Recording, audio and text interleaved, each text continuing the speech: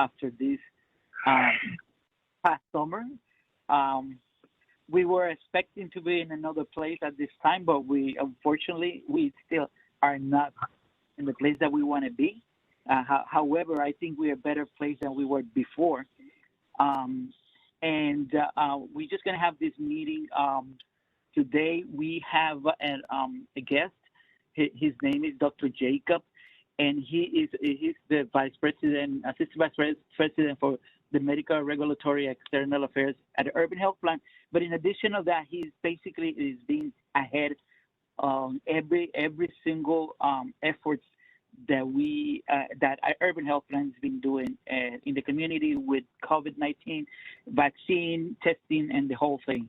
And I believe the best way to start this meeting once again in September is just to get an update of where we are now.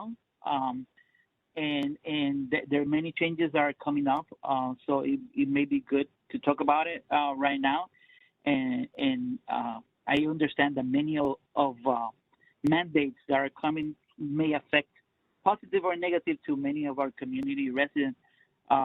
So it's good to bring it to the table right now. So what we're going to do, we're just going to introduce Dr. Jacob. Viju Jacob is going to be talking to us. If you could please wait until, I don't know how he feels, but if you have any question, maybe you can raise your hand or wait until the end once the presentation is over. I'm not sure he's going to talk about this part, but I just did my little research, and I just want to mention something that I think is really, really important about COVID-19. And there's a number, there was a research that was done between January and August of this year, and mostly of the people who are either with COVID-19 hospitalized or have died of COVID are unvaccinated individuals. So I think that's something that is really, catching my attention, and is key that we continue to promote the COVID-19 vaccine, and we continue to encourage people to get vaccinated. But I just want to introduce Dr. Jacob. Thank you for being here today, once again. And we're just going to listen to what you have today. Thank you, Luis. Thank you to the community for inviting me to have this little talk. Is it possible if I can share my screen? Oh, perfect. Oh, you guys have it. Perfect. Yeah, I have it. I have it up. So just let me know when you're ready to. Next slide, please. Perfect. Just let me know. I'll switch it over. Thank you, Doctor. Yeah. So I wanted to sort of start with exactly what Luis said. Give everybody a sense of what's happening in the country, right? So, the darker the red on that top left image of the United States, more COVID is happening, right? And the little gray spot in the middle is Nebraska, because Nebraska doesn't report it in a format that most of the data keepers can report it. So if you look at it, the southeastern part of the United States, parts of Alaska, and the big island of Hawaii is where like the peak COVID is happening, and then some of the mountain states. I hate to sort of put a political spin on it, but unfortunately, those are typically what tend to be what we define as red states, not red for this purpose, but red for more political purposes. And then the bottom image is the vaccination rate. So there, the darker the green, the more vaccinated the community is. And if you sort of look, if you sort of put one map on top of the other, it's almost a carbon copy, right? Where the lowest vaccination rates are where the highest rates of COVID are happening right now. So it's a pure example of, vaccines work. If there's no more of a stark image that you can sort of show how vaccines work. Next slide, please. So this is sort of where we are in New York as a state. So the top left is reported cases per day. So, those are all the different peaks that we had. So we were worried about our third peak and stuff. The second is where our hospitalization, and the key here is, so they're not directly correlated, right? So each of them has a different scale. So don't look at one peak and think, oh my God, the one peak is bigger than the other. There's different sort of numbers. But what's reassuring is if you look at the first set of peaks on the top two graphs, when we had our first wave, back in March of 2020, we had a lot of people hospitalized, right? And then we had our second wave, and again, we had a lot of people hospitalized. But relatively speaking, as we've had additional waves, we haven't had nearly as many people hospitalized. So that is an example of, New York being a more highly vaccinated state. We seem to be doing better than the rest of the country when it comes to that. The bottom two are really reflections on, one, you want to make sure are those numbers lower because people aren't just testing themselves. And if you sort of look, although there was a dip, now people are back to testing themselves for COVID in about the same way we were testing from September to June of the previous year to June of this year and stuff. So we're doing still a good number of tests. And our positivity is sort of leveling off and stuff. And the most important thing is the bottom right graph. Deaths are almost non-existent compared to where it was previously. So yes, we still have, unfortunately, people dying of this illness. But like Louis said, most of the people that are currently being hospitalized and dying are predominantly unvaccinated individuals. Next slide, please. This is New York City, so similar sort of stuff, but what's happening in New York City over the last couple of months, again, the top left is positivity. So, we were on an upward trend. We got around 4. 5 is when we sort of think of a percentage positive of 5 or greater is when we think of as, explosive community spread. So it's like out of control kind of spread. So we were sort of heading in that way. And then we seem to have tapered off and are on a decreasing trend over the last month or so. So that's good news. Again, same thing with hospitalization. It sort of was on an upward trend, but that seems to have stabilized. Again, we want to make sure people are still getting tested. So that also seems to be doing well. And then, the number of deaths, again, so it looks like it's a significant upward graph, but if you look at the scale, it's really talking about, 5 to 10 deaths a day. And you remember the times we were sort of talking about hundreds and thousands of deaths a day at one point. So it's still bad, but, not nearly as bad as it used to be. Next slide, please. The other big topic that's on everyone's mind is Delta, right? So right now, 98% of all cases being reported in New York City are Delta. So, pretty much when we talk about COVID right now, not just in New York City, but in the vast majority of America, we're talking about the Delta strain. Next slide, please. So, when we sort of come to Delta, the biggest concern is that it is more contagious. So it's about 2 times as contagious as the original strain. So that's why it's spreading more easily. Next slide, please. So just for comparison, we were all freaking out a few years ago about, 1 or 2 cases of Ebola. So, typically if one person has Ebola, it spreads to about 2 people. The original type of SARS-CoV-2, which is the COVID-19 that was around in March of 2020, spread to about 2.5 people. And then the current Delta spreads to about, 5 to 8 people. The reason these numbers are important is, we sort of worry about how easily is it spread through the air. And we still believe that SARS-CoV, although it does spread through what's known as aerosol transmission, meaning like really tiny particles that hang around in the air for long periods of time, it's more commonly spread through what's known as droplets, which are larger particles, which although they do come up in the air, but they sort of do drop off kind of quicker. And why that's important is if measles, which is an example that's shown here, is a highly aerosolized disease. And if you sort of look at it, that's about 3 times as more easily spread as even the Delta, which we're worried about and stuff. So that's why we think it's not a pure aerosol spread. It's predominantly a droplet spread with some aerosolization. Next slide, please. So it does start earlier, the Delta, right? So compared to the original strain, where it started somewhere between day 6 and day 13, it starts a little earlier, around day 5.8. So it starts a little earlier. Next slide, please. you should probably get tested about 3 to 5 days after any known exposure. So exposure testing is still important. So at one point, we had recommended, if you were already vaccinated and you were exposed, you probably don't need to get tested. But now that we know that there are instances of breakthrough transmission, we've gone back to having even vaccinated people, if they have an exposure, consider testing. And the best time to get tested is about 3 to 5 days after that exposure. So testing right, so if you got exposed to someone today, running to the emergency room or a testing center today may not be the best idea. Quarantine yourself, wait those 3 to 5 days until you get your best result. Next slide, please. So should I be concerned? I hear about all this sort of breakthrough and all that sort of stuff.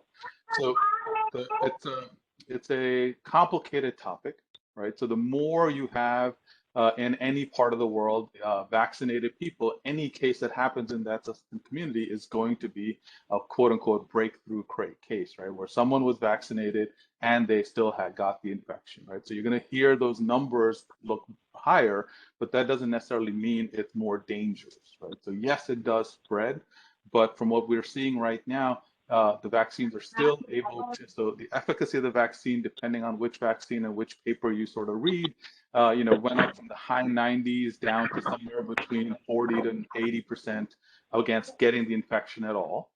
But you still have almost 90 or higher percent protection against severe hospitalization and death. And the numbers that the CDC released a few days, like last week from large-scale studies, was that so an unvaccinated person is 29 times more likely to be hospitalized or have a poor outcome if they're exposed to Delta, and they're about 4 times more likely to get infected than a vaccinated person. So it still offers protection. So vaccines still play an important role, even with what's going on with Delta. And yesterday or today, they released the number that your chances, so if you're vaccinated, your chances of picking up Delta is about 1 in 5,000. So that's about the same as if you're in a car and getting into a car accident. So the chance of picking up Delta is about the chance that you're going to get into a car accident. Yes, we need to be careful. Yes, we need to worry, but we don't need to panic. Most of us aren't walking around going, "Oh God, I'm going to get into a car accident today." So, next slide, please. Children are important, right? So right now is September. Most of our kids are starting to think about getting back to school or have already started. So the big concern, the thought early on we had was it seemed like children weren't getting infected as frequently with the original strain. And, we were sort of hoping that that would continue and that wouldn't be the case. But as we've gotten larger scale studies, what it seems to be showing is that the little kids, so the 0 to 4-year-olds, have about half the chance of getting infected as older children. And older children have similar rates to young adults and most working class people. And the thought is part of what that may be is not necessarily that the 0 to 4-year-olds have some sort of magic protection. It really is that the 0 to 4-year-olds may not be out in the community and as being exposed as frequently. So that may play a role in why they're less likely to be infected. The good news continues to be that although kids can get infected, many of them seem to have milder symptoms. So not all. So there are hospitalizations and there are deaths reported, even with the original strain and definitely with Delta. But most kids seem to have milder course of illness. And many kids may actually be asymptomatic, meaning they never develop any symptoms and stuff. But just like adults, even the asymptomatic can spread the virus. So that's why it's important to know about exposures and get tested if you think you had an exposure, because that's the only way to sort of know when you need to quarantine or isolate to help protect the rest of the community. So pediatric hospitalizations are definitely rising, but they're rising much more in communities where there are low vaccination rates and very high community rates. So if you remember the very first slide, the southeastern part of the United States where there's fairly low community vaccination rates is where a lot of hospitalizations are happening. And predominantly it's hospitalizations for respiratory kind of illnesses and stuff. So it's not so much so that the kids that age are more likely to be hospitalized. It's just like everyone else in the community, as they're exposed more to the virus, there are chances that some of them will end up getting hospitalized. Next slide, please. So these are just some numbers for some of our local zip codes that happen to be served by urban health plans. So the 10459, and as of last Friday, we were running about 4%, our 7-day positivity. And for adults, we were at 71% had at least gotten one dose, and about 62% are fully vaccinated. And you compare that to New York City, we're below the New York City average of 77% of the folks have gotten one dose and 69% are fully vaccinated, and that's pretty much the same as the state. So most of the Bronx is on a slightly below average compared to the city. Manhattan and Queens tend to do better. So if you look at the Queens and Manhattan numbers, 84% of adults 18 and above have gotten at least one dose, and 75% have been fully vaccinated. So the big question always comes up about this herd immunity, and it sort of goes back to that table that I had with the red person and the number of other people that can get infected. So originally, when we thought one person spread it to about 2.5 people, we thought that by getting to around 70% of the community being vaccinated, we would offer some level of herd protection. But as this disease is now more easily transmissible, it's harder to sort of predict what that number is. In some communities, they're saying 80%, some communities are saying 90%. So it's still, a number that's still being discussed, and no one's 100% sure is when you get to herd immunity. Next slide, please. So this is just the spread of ages. So as you know, the under 18s were the last to come to the game. So, they're further behind where everyone else is when it comes to being fully vaccinated. The 65 plus, where we sort of concentrate a lot of our early efforts on vaccination, are doing pretty well, right? So 85% have gotten at least one dose, and 80% are fully vaccinated. Unfortunately, communities of color are behind when it comes to choosing to be vaccinated. So if you notice, the African American community is furthest behind. The Hispanic community is not much better, while other communities are further up ahead of them when it comes to being vaccinated. Next slide, please. So, big question. Many of us are fully vaccinated, so should I be concerned? As I said earlier, yes, but it's more of a concern in areas with high community spread. So, although all of the New York City zip codes and most of New York State zip codes qualify as high transmission areas, it's not anywhere near the level of transmission that's happening in the southeastern United States and the mountainous states of the United States. So, relatively speaking, we're in a better place. Next slide, please. Does it mean you're invincible? Nope. So as we've all sort of heard, you can still test positive even if you're fully vaccinated. The good news is most of those folks are having mild to moderate symptoms, and very few are requiring hospitalization, and even fewer are dying. Next slide, please. Big question right now that's on every news media is, do we need boosters? And it's complicated. So it's not as simple as either the politicians make it out to be or the news media makes it out to be, because our protection from the vaccine is not only about antibodies. So we hear a lot about antibodies. We hear, Pfizer talking about antibodies, Moderna talking about antibodies, and studies about antibodies. The difficulty is our body sort of protects us in multiple ways from when we're vaccinated. So antibodies are part of it, but there are other things called like T cells and humoral cells, and all of those things also play a role in our protecting us, but there are just no easy blood tests for those things. So, people concentrate on the antibodies because there are blood tests for it. The other thing is, we're in a world of social media and instant access, right? So it used to be, when the quote unquote older days, when a scientific paper was released, it didn't go straight to the media.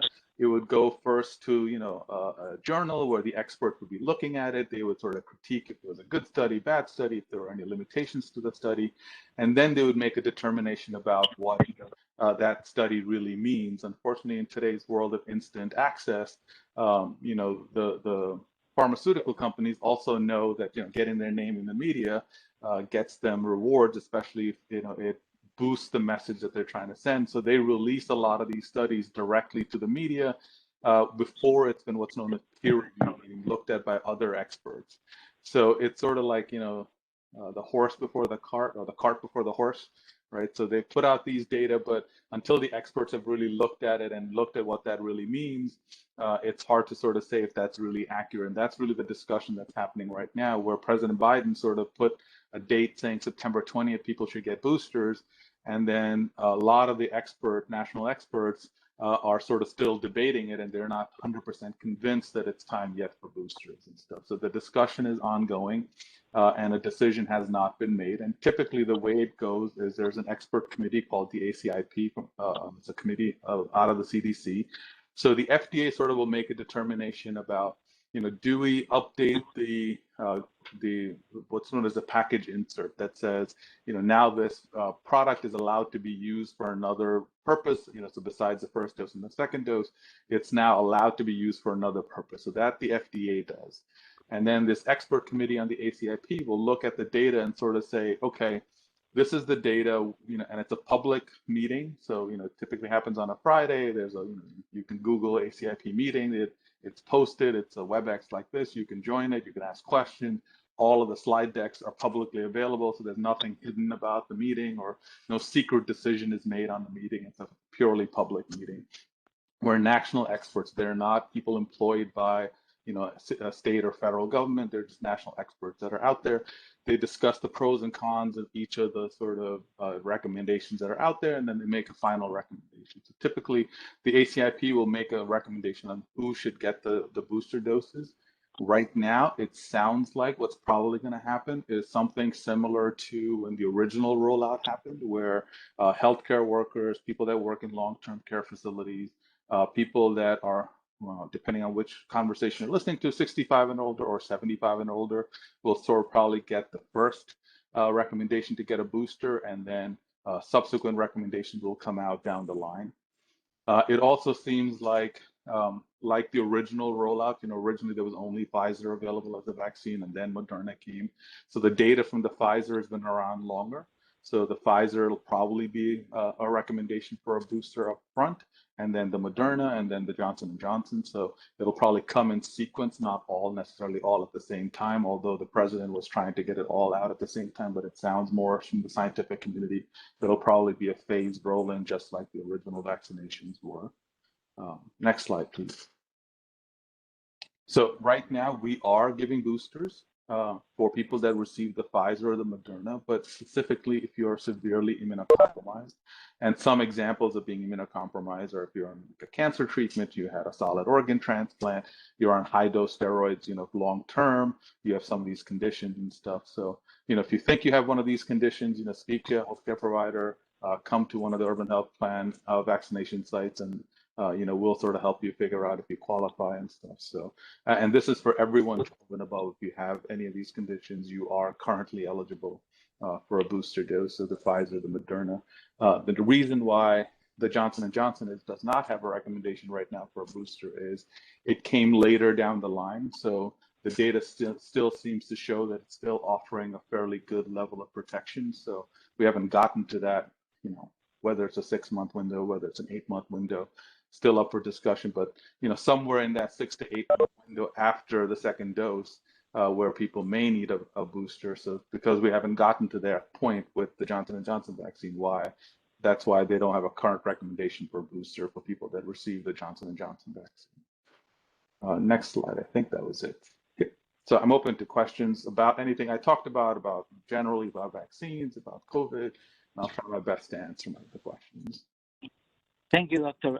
Thank you for that thorough presentation. I just have 2 questions. I believe that other people may have other questions, but the final approval for Pfizer to 16 and up just came in. My question is, when do we expect the FDA approve to under 16, and if you know, of course, and for Moderna final approval?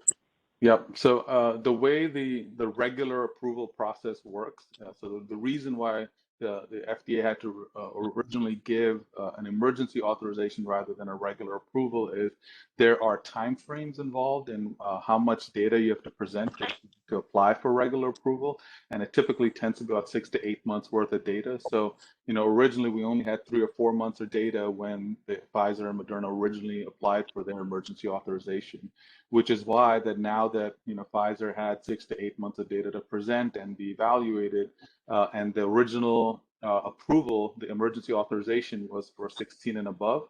So that's why currently the full authorization is for 16 and above, while the 12 to 15-year-olds continue under emergency authorization.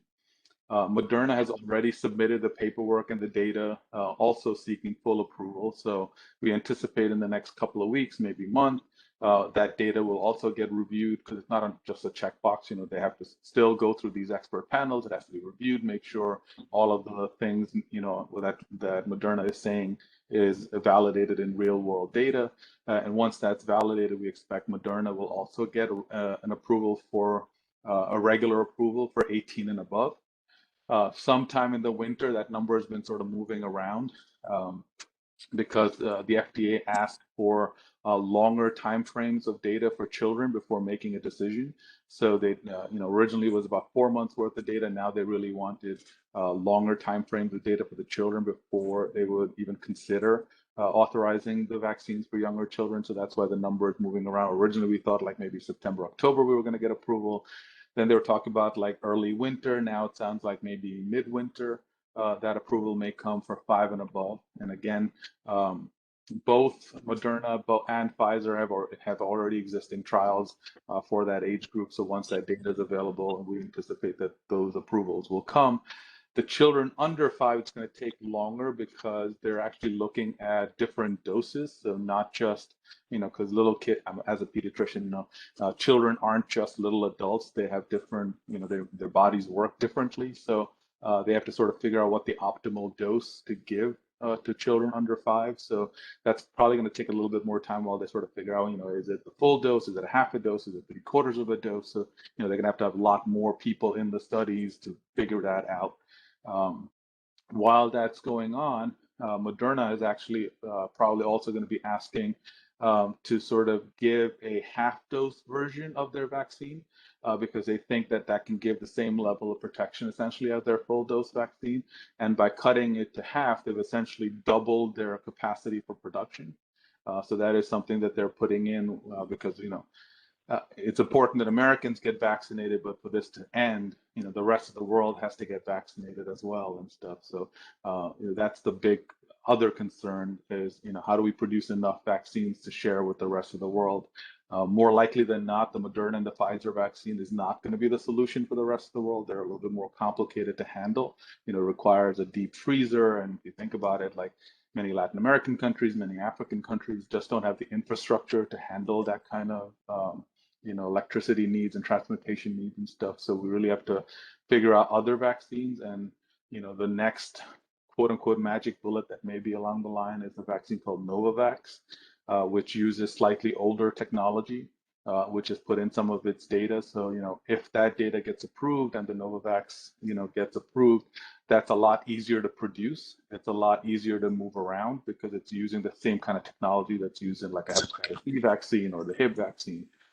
So, that may be the solution for the rest of the world and stuff. So fingers crossed that, those numbers start looking good when it gets for approval. And my final question before I open to the floor, and I guess this is too early to ask, maybe I don't know if you have the answer, but do you think this vaccine is going to become like the flu vaccine that every year we will need to get vaccinated? So I was on a call with many leading experts in the country last week, where they seem to feel that it may not be an every year kind of vaccine, but there may be a requirement for like tetanus shot, 10 years down the line, or 5 years if you have a deep cut. So depending on certain kinds of exposure, you may need a booster at some point, but it probably won't be every year. And part of why they think that is because many of the experts feel that, when we first rolled out the vaccines, the time interval between the two doses. So like Pfizer was 3 weeks, Moderna was 4 weeks. That if we were actually given the vaccines further apart, we may have had a longer lasting immunity. And that's what other parts of the world ended up doing just because they didn't have enough vaccines. So like in England and stuff, and in Canada, they actually had 6 to 12 week intervals in between the vaccines. Some other places have gotten even longer, and that sort of response seems to be lasting longer with the vaccine types that they were using there. So the experts feel that if originally we had gone to a longer interval, maybe we would have had a longer term protection. So now that we've, whether it's a 5 month, whether it's 8 month, it's a longer interval for this third dose, that protection may last a lot longer than the original first two doses and stuff. So fingers crossed, it may not be an annual thing. It may be every few year kind of thing. Right. So I just want to open it to the floor. I don't know if anyone else have a question. Chairman Crespo has his hand raised. All right. How you doing, Louis? Hi, Bobby. Doc, I just wanted to, and thank you, Ralph. I just wanted two questions. If you've had the Moderna or the Pfizer, and it comes to the booster, does it make a difference which one as a booster you get, or do you still have to get the same one that you got from before? So the current recommendation for the boosters that we're giving for the immunocompromised is ideally we want to give the same product. So if you had a Pfizer before, you should get a Pfizer again. Only if some circumstance where you end up in a place where they only have one or two of the other product and they just don't have access to the other product, then we can mix and match. But because the studies haven't been done mixing the vaccines, the recommendation is not to do it. Now, that doesn't mean that people have not mixed the vaccine. So, in England, for instance, not necessarily the Pfizer and Moderna, but they have mixed other vaccines and it seems to be going okay. In Canada, they actually started off with the AstraZeneca vaccine for most people for dose 1, and most people got a Pfizer for dose 2.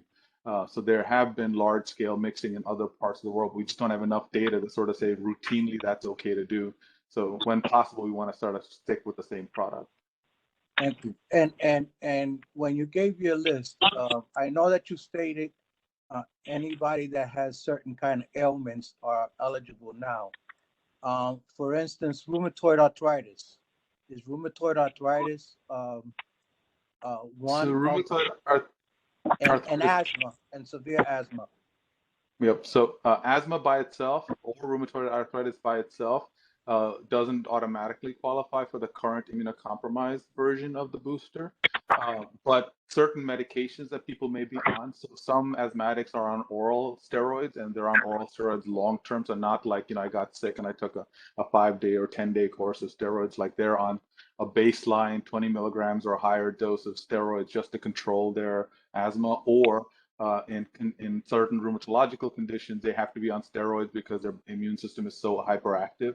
So that if they're on medications that also makes them immunocompromised, that also qualifies them. So, it has to be discussed directly with the caregiver or the vaccine team to sort of figure that out on a one-on-one cases. So a person with rheumatoid arthritis that's taking, let's say, 10 milligrams daily of steroids, would that qualify them? So right now, the recommendation is 20 milligrams or higher of steroids is where the cutoff is for considered to be immunocompromised. Okay, thank you very much. Mm-hmm. Is there another question?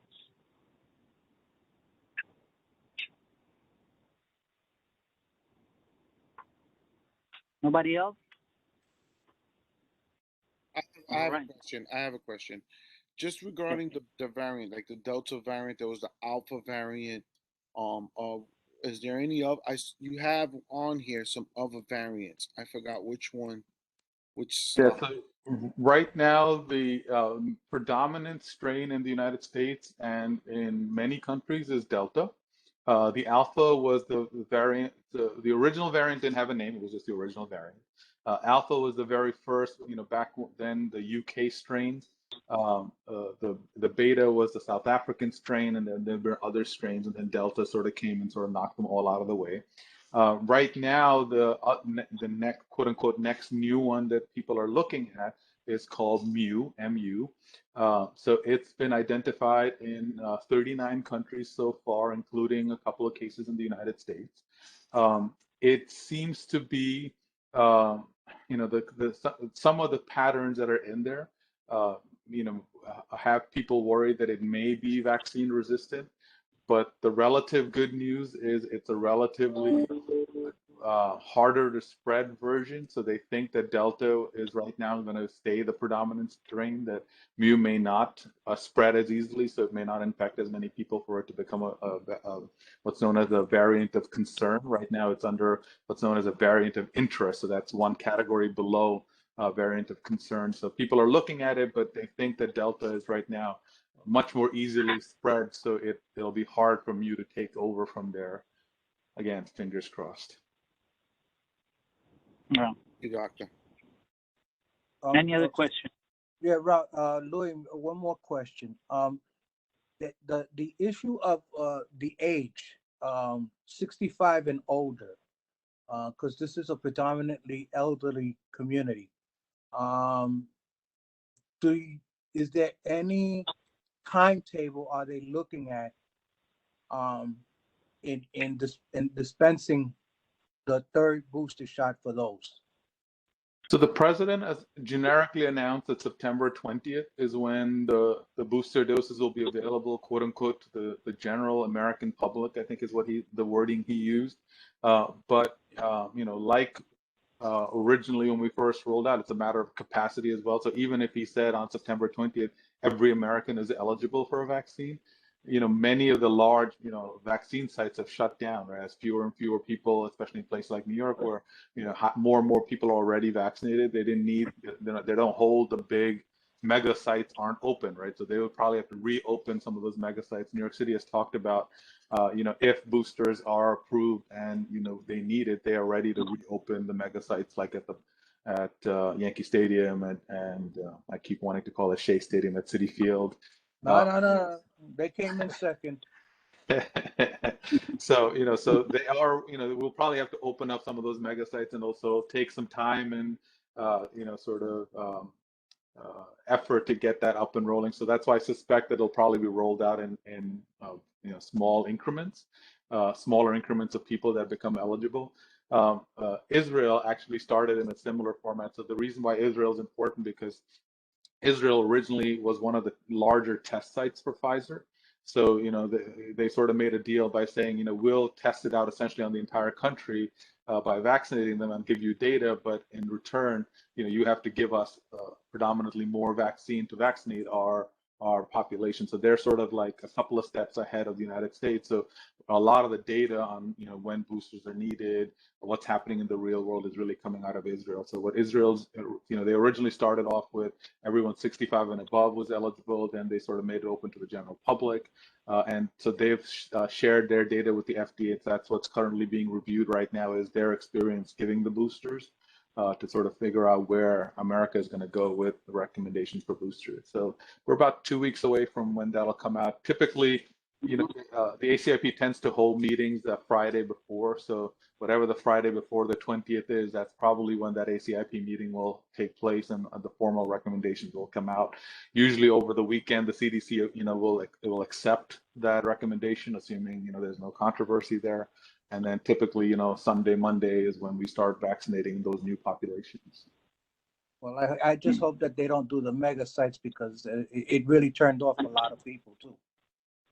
Seeing not knowing that it's a mega site, but seeing extremely large lines and thinking, oh my God, I'll be here the whole day waiting online.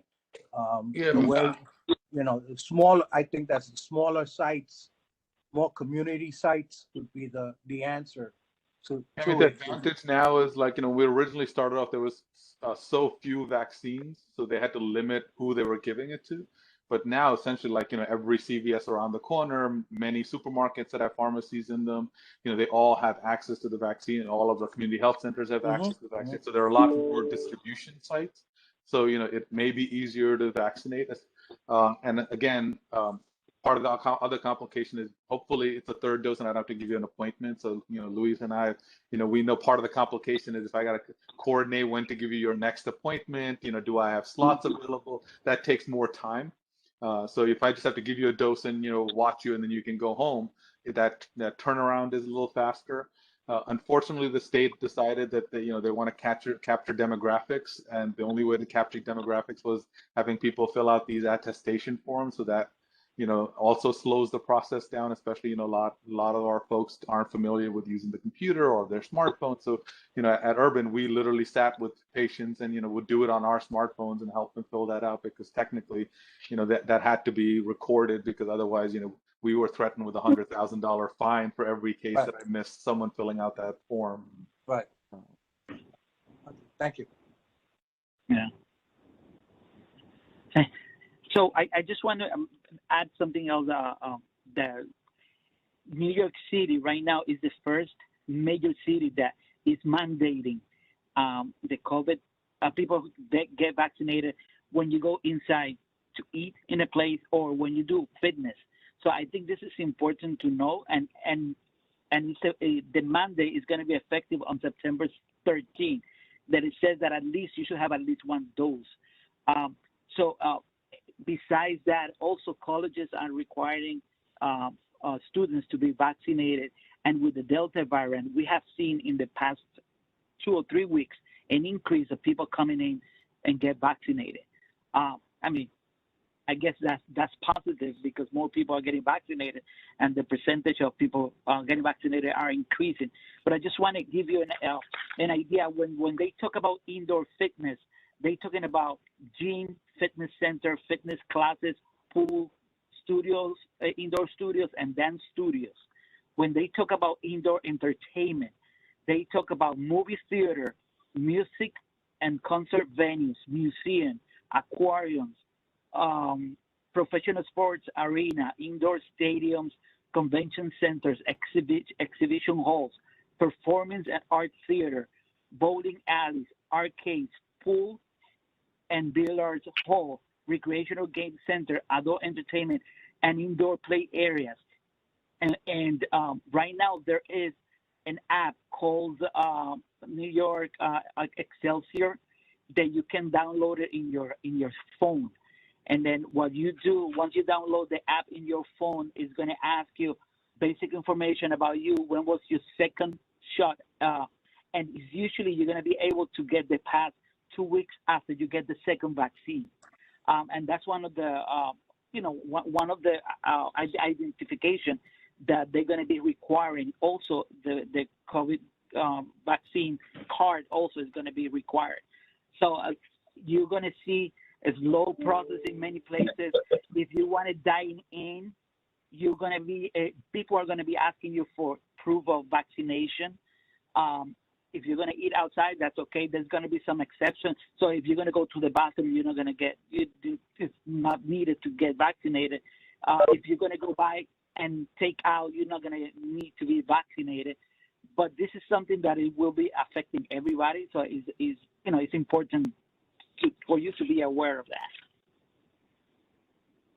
And Luis, if I could just say one more comment. There was actually, in America, unfortunately, like masking has turned into this huge political issue. But there was a very large study that Yale University did in Bangladesh with more than 300,000 participants that clearly shows that masking cuts down the rate of infection of COVID-19. So please continue to mask, especially indoors. Yeah. And there was a part of that study also showed that although cloth masks can be effective unless it's tight fitting, so around your cheeks, around your nose, because this is where it typically tends to puff out. So you want to try to get if you're using a cloth one, you want to try to get the ones that the earpieces can be tightened, or a surgical type mask. It does a much better job than regular cloth masks. So maybe something to consider as we head towards winter and stuff.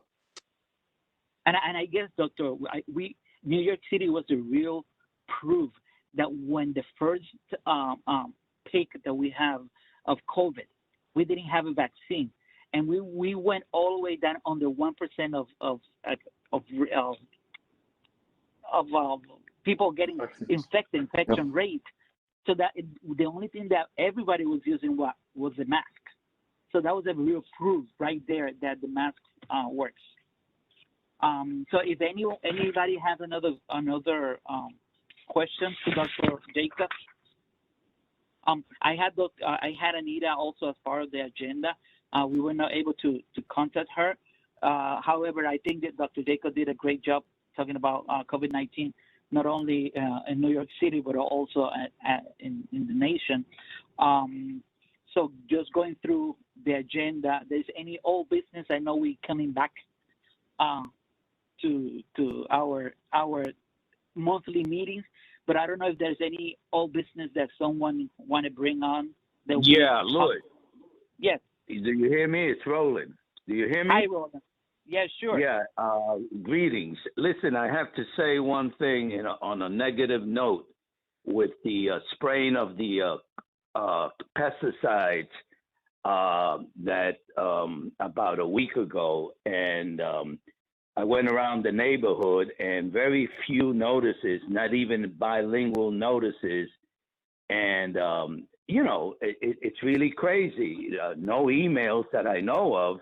I went on YouTube. That's the only way. In Google, I mean, they're poisoning us. I mean, it's bad enough with the trucks, the chemtrails from the jets from LaGuardia.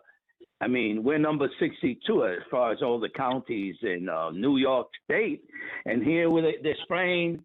And if you do your research, just look at those two pesticides, the Delta Guard, the Duet 10+10. I don't even know why they call it 10+10 when they even tell you that you have to clean your furniture, close your windows. So what's the story on that, Louis? Do you know anything about that, Bobby? I remember the community board sent a notification that there was going to be somebody's going to be doing the putting that in the air.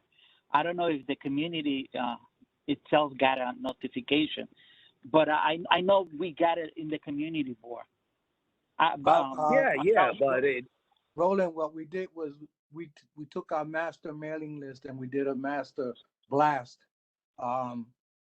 That's the least that we could have done because we're taking on other people's responsibilities. Exactly, you just said it. Yeah, go ahead. No, unfortunately, we as leaders know what it means to our community, but the city still doesn't look at it the same way. I thank God that I think we only had one spraying in this community, but it doesn't negate the fact of that they should have still notified us.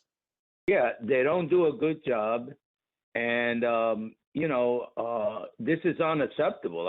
I'm telling you. And at one time that we did have him at community board too at Lincoln. Also, we had the Department of Health. They were supposed to let the hospital know, Lincoln, and let the board. I mean, I think the board may know more than the hospital. But as far as of August 31st, the whole board.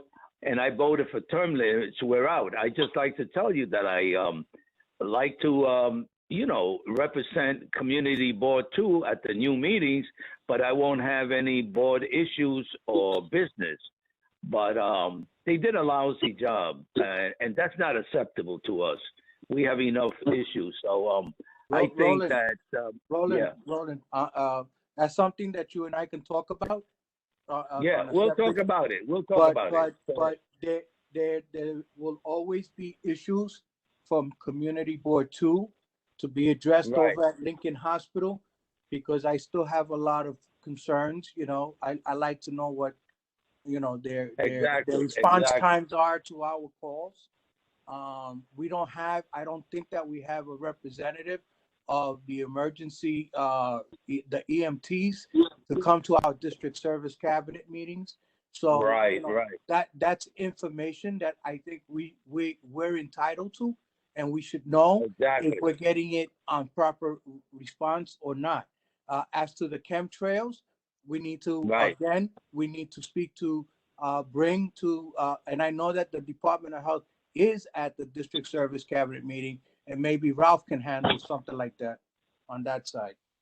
No. I appreciate all the help, and I'm going to be definitely, like a torpedo on this, because we all have vested interests. Those of us that, in fact, live here, and it's not acceptable. I mean, we have enough health issues. We don't need something to exacerbate the problems. But anyway, that's good. I just wanted, that we don't forget. Thank you. Yeah, and Roland, what I was thinking is that it will be interesting since you are so connected with Lincoln Hospital. If there is any correlation, if there is data of correlation between the day that they did spraying with the increase of asthma or respiratory incidents in the hospital, that could be data. They love to work with data. You're right. I'm going to try and get that data. How many people with, as the notice says, irritation of eyes, rashes. I myself, I'm going to go to the doctor and a couple of people here because I have this ongoing thing with irritation, and it seems to get worse when they do, in fact, spray. So I will be disseminating a lot of stuff with Bobby, with you, and Ralph, really. So I appreciate, that we're still on this because we can't fall asleep. Thank you. Yeah, all right. Okay, so Louis. All right. Thank you. Thank you. Okay. For new businesses, I just want to. We got hold on. We got Cynthia with her hand raised. I don't know. No, it's new business, so I'll just wait till he's done. Okay. I'm sorry, Louis. Okay, it's all right. So for new businesses, and I know it's not only new, but it's also old. But I just want to add the Urban Health Plan is vaccinating from Monday through Saturday at 1054 Simpson Street, and this is an ongoing every day. Also, Urban Health Plan is vaccinating young people in the Adolescent Health and Wellness Center, 14 and until 21, from Monday through Friday. So, I think do we have access in this community? Urban Health is vaccinating in Bella Vista, and Hunts Point is vaccinating in Nova San Juan, and is vaccinating in the adolescent, in addition to pop-ups that are happening, across the community over and over. Cynthia, you have another thing? Yeah, so the community board 2 email was hacked, so I left in the chat an email that you guys can reach out to if you need anything until we can recover the email. All right. So if you're receiving anything from us the past week and a half or so, that's not us. Do not reply. We're working on recovering the email, and once we do, we'll make a verbal announcement, and then we'll go from there. Thank you. You may not. Some of you may have received an email saying, "Send me a gift card because of a person that's sick, or they broke their leg, or something like that." And that's what Cynthia is talking about. That's how we got hacked, and they took our entire mailing list and they sent it out to everybody on that mailing list. And Cynthia, Ralph, and myself have been getting calls from many residents and many organizations saying they wanted to help, but they wanted to check to make sure that this was a legit request from the board. Fortunately, we were able to say, no, it's not. And I think that we caught it pretty early on when it came out. Oh, boy. Oh, wow. All right. Any other new business? Announcements. Well, Bobby, one positive thing is that people reacted positive, calling to help. So that's good to know. Yeah, on announcements, just to let everybody know that all the governor has signed As you all know that we're doing it now virtually. The governor has signed that bill. And until January 15th, we will be doing all meetings virtually. Maybe one day we'll all get to see each other face to face. But right now, we're all going to be doing this virtually. All right. Thank you for letting us know. January 15th. So technically, if it's January 15th, that means that the full board meeting during that month or any committee meeting after January 15th, it will be in person. We Yes. can't. Yes. It's supposed to be yes, Yeah. but Let's we see don't know if extended. they get to extend it, because at that time they'll be doing budget mods, and who knows what else they'll throw in there, because that's how they got this passed by putting it in the budget. Okay. Any other announcements? Yes, Special Events is having their meeting next Thursday, the 16th at noon. It's going to be virtual. We're going to be discussing the Halloween parade, the Baldor Thanksgiving giveaway, updating on past events, and we're going to be talking about Christmas things as well. So if you guys are interested, join on. I'll send out the link. If you're interested, just email me at cbaez, that's CBAEZ at cb.nyc.gov. It's in the chat. She didn't get Thank hacked. you, I didn't get hacked, unfortunately. I didn't get Cynthia. Oh, any other announcements?